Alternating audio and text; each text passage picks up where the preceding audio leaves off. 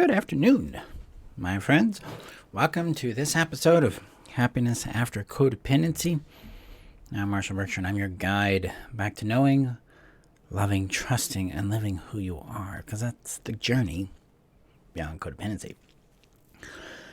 So today, we're going to have an episode here, episode number 3 of I'm Answering Questions. So there's a question that's brought up in the community, a couple of them today, and I want to touch on those and share my perspective on them. I felt like that would be an easier way of answering that question. So that's what we're going to get to today. Before we do that, I need to share this out to the community really quick. So if you're looking for a safe haven where you're seen, loved, you're valued, you're understood, you're cared for, where your experience is valued, where you can see that you're not alone in what you've been going through, the community can provide that for you.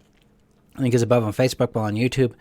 Please check the rules link that's also there and review those rules before applying to join the community, as that explains what we expect there in the community and what creates a safe container for everyone involved so that we can each navigate the collective and individual trauma and individual growth experiences that we have in our individual lives there.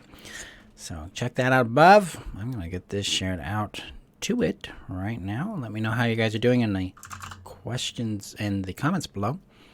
How things are going in your adventures in breaking free from codependency and discovering who you are beyond it, as well as your feedback on today's episode. So today we are doing the question. Marshall, I've got a question. What's the difference between a codependent fantasy and having a dream for my life? This actually shows up a fair bit in our work here in becoming ourselves. Because in codependency, we have a fantasy. We have fantasies about people, places, and things being certain ways. And then through pleasing and appeasing, and through minimizing ourselves, through mimicking, through trying to control outcomes, avoid conflict, we try to shape the outcome. We try to shape the fantasy into reality. A lot of times for us, the big goal in fantasy is to return to what's called seduction, or the euphoric phase of the relationship.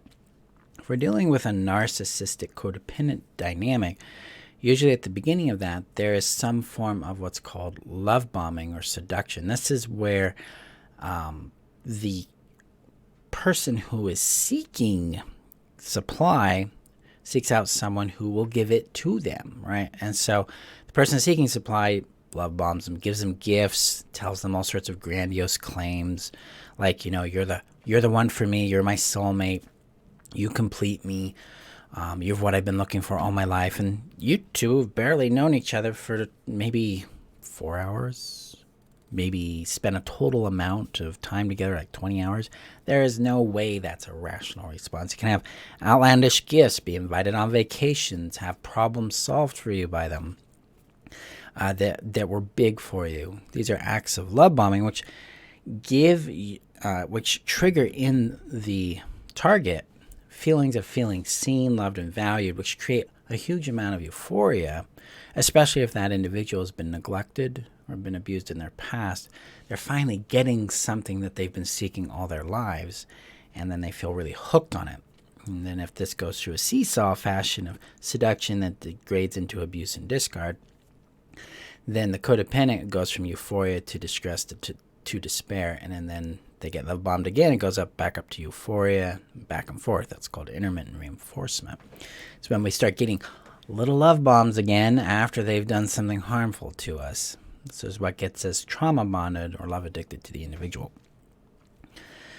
And in this is codependent fantasy, that they complete us, that they make us lovable, that we can change them, that they're the one that we need in our lives, and without them, we're not worth anything, or that life isn't worth it, things of that nature. Very, very critical to understand here, because codependent fantasy isn't real. It doesn't exist. These are not outcomes that are ever attained. The reason why is because they are not necessary. See, we're already whole. We're intrinsically, or what I call innately, complete. We have natural completeness. We have innate value. And our work is to actually come into awareness of it, tuning into it, and begin experiencing it and living from those things. So that defeats the need for a codependent fantasy. But when we get outside the codependent fantasy, we get down the road a bit in our world beyond codependency, we have desires. We have things we want to accomplish, right? There's outcomes we're seeking. There's experiences we want to have. There's things we want to feel. There's things we want to understand. There's things we want to do. These are natural, normal desires and dreams. They're aspirations for our life. And when we start to touch on those and connect with them, this is a really strong, powerful signal about the healing we've accomplished, about the state of safety, connection, and identity we've developed in our growth and healing. Because it's from those three necessities of safety, connection, and identity that we come into contact with play, with our wants, with pleasure again. And we're able to connect with that. And that is where dreams and desires emerge from. And that's kind of the big point of life, is to pursue and experience these things. At least that's my perspective. You'll find out what yours is as you get to know yourself. Hey, Pamela. And so when we talk about fantasy, we have to differentiate between a codependent fantasy and a practical fantasy. Okay? Practical fantasy is something that can be attained. It can be accomplished. We know this because other people have accomplished it too, or it has a rational premise to be achieved through. It just either takes time, experimentation, skills, experience, practice, over and over. A little education in there, stuff like that. And then we can get down that road. Codependent fantasy is completely dependent on hope. Well, I call it toxic hope. It's this hope that something might change this time. Nothing's actually changed in reality. No behaviors have changed. No circumstances have changed. The other person hasn't agreed to change, is not making effort to that. You're trying to change yourself, but really you're repeating a pattern of shaming yourself, moving into perfectionism, trying to be perfect, failing at it, moving back into the cycle of perfection, of shame, and then back into perfectionism. Nothing's fundamentally changing there. That's where codependent fantasy is ultimately not real. We're expecting other people, places, and things to be a specific way so we can feel a specific way about ourselves. That's another indicator of an unrealistic fantasy. In practical fantasies, practical desires, or aspirations, we're curious about the outcome. We don't need the outcome to be ABC for us to feel or be of a certain value or a certain kind of importance. We're more curious about what the outcome teaches us so that we can connect to that wisdom and use it to refine how we do things and get closer to the outcome we desire. So practical aspirations, practical fantasies are rooted in tangible reality with clear and sober actions and choices with a strategy that we're working on and evolving in order to create an outcome. Whereas codependent fantasy, again, is just hope. Oh, I hope it changes. I'll be nicer and they'll stop behaving in toxic ways towards me. Not necessarily, because, it's ignoring the nature of the other person at that point. Because if someone is going to behave that way, they're going to do it because they think they're entitled to. Not because they're not going to not do it because you're not nice. I mean, I can't tell you how many times where me being nice and appeasing did not prevent the harmful behavior from showing up. Sometimes it provoked it. It comes to this other idea that being perfect, even though it's not attainable, if we were even perfect, it doesn't prevent abuse, it doesn't prevent discard, it doesn't prevent abandonment. Because that isn't something we control. We don't have that kind of power. Our influence, especially over people who feel entitled to behave the way they do, is very small. Because what they do is they take our actions and then use those as reasons to do whatever they want. And they'll find whatever they want. They'll twist it in any way they can because they don't work on integrity, they work on impulse. They're like, well, you made me cookies and they weren't just right, so that's why I yelled at you. That's just irrational stuff, because they're just looking for ways to justify their behaviors and their displacement of their pain and their feelings and their upsetness onto someone else. That's what entitlement does. But here in practical reality, we get to experience and discover what shows up. And that's how we can accomplish these kinds of things in our world. So, to us, a desire may feel like a huge leap. Like, I accomplished my BMW goal. That's a huge leap. Running a business that's successful and reliable and has impact was a huge leap for me. But it was a practical thing because other people had done it. I was doing and learning the things they had done and utilizing that. I was seeing progress. I was seeing success. And I was able to repeat it. See? So I get to this practicality of creating success in our world as something that's rooted in what people have accomplished, as well as what we're seeing happen as we do the things that are necessary to get down that road towards that outcome. So it's about discovery, it's about curiosity, it's about strategy. And this is the difference between a codependent fantasy and that practical reality.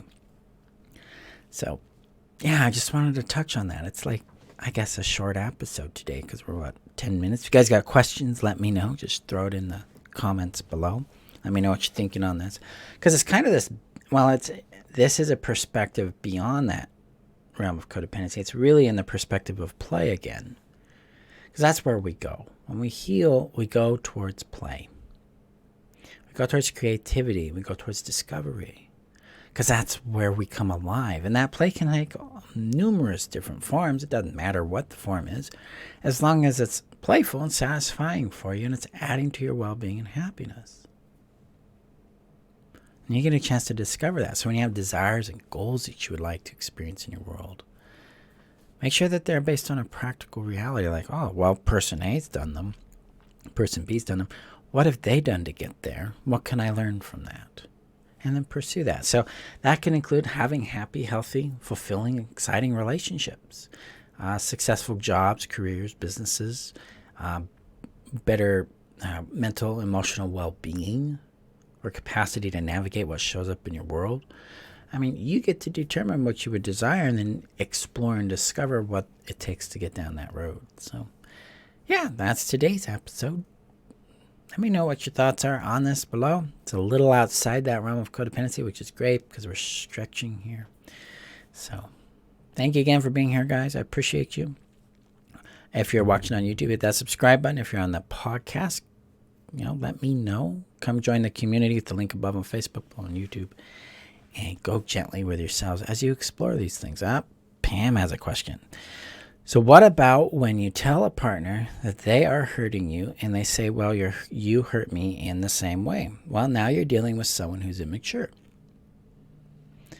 That's just immaturity 101 right there. So if you're in a relationship with someone who will not receive feedback about how their behavior impacts you, and instead they pivot and put it on, well, you hurt me the same way, you're not dealing with a relationship that's going to go anywhere. Everyone has to own their part of the relationship and their component in the impact. So if indeed you actually did something that hurt them the same way, if indeed you did, and I put a big star on that because we're dealing with people who have a habit of gaslighting. They love to claim you did something when in reality you didn't. So you got to verify reality there. But if indeed you did do something that impacted them, then you can say, yeah, I can see that.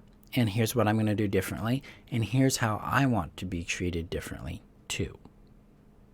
So it's both. But this kind of thing they're doing right there is weaponization of the past. It's very immature. It destabilizes trust. And it's something that needs to be confronted head on. It's like, nope, we're not going to do this. So in the future, person A, if I do something that hurts you, you need to bring it to me in this manner, which works for me. But if you don't bring it to me and you bring it up like this again, I'm going to stop having these conversations because we can't work together. This damages trust. It damages intimacy. I'm bringing up a complaint that's valid. You're turning it this way. It's not going to work for me. So I have a very, very high standard when it comes to intimate relationships because they're our most vulnerable relationships. It's where the most harm can be done and also where the most joy can be experienced. And people need to be, you got to grow up. We got to be adults, right? So if we find that we have this habit in the relationship, then we got to grow it up. But if we find someone else is doing it, then it's like, hey, this doesn't work. It either changes or I'm going to move on. Because and the reason why I'm very stickly about that is because if someone's doing that, you get nowhere in the relationship ever. Instead, it just escalates into them making excuses for treating you worse and worse and worse. So it's not a mature thing.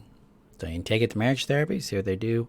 But I mean, healthy people, they take accountability. They respond to accountability. They act in integrity towards it. They correct their behavior. They express empathy.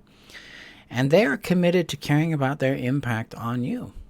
They are very, very focused on that. That's the point of a relationship, is the emotional connection, not necessarily just the benefit that might come from that relationship. And so that requires people to actually be really attuned and to have done work to be available to that. Part of that is how we communicate our complaints and our concerns. So if you want more assistance now, you want that foundation that'll lead you down that road, the relationship strategy that starts in 2.5 weeks. Next week we start the promo for it, but you can watch out for that because enrollment opens up here in a few weeks and you can get in on that. But we're going to teach you the principles of consent and privilege, how attachment systems, conflict systems, and communication systems work together to build connection, and how to discover compatibility so you have a sustainable, happy relationship of any type, whether it's friendship, romance, business, whatnot, using my approach with what's called the what, how, who method. So we start February 27th for that. You'll be able to enroll in that here in about a week. That's when it'll open. You can jump in there, join us, get some experience there. So yeah, great question there, Pam. All right, guys. Thank you for being here. Appreciate you. Go gently with yourself as you grow into this journey of healing and exploration for yourself. And explore the legitimacy of your desires, your practical fantasies, and also continue to identify that codependent fantasy and break free of them. So go gently. I'll see you guys in our next episode. Bye-bye.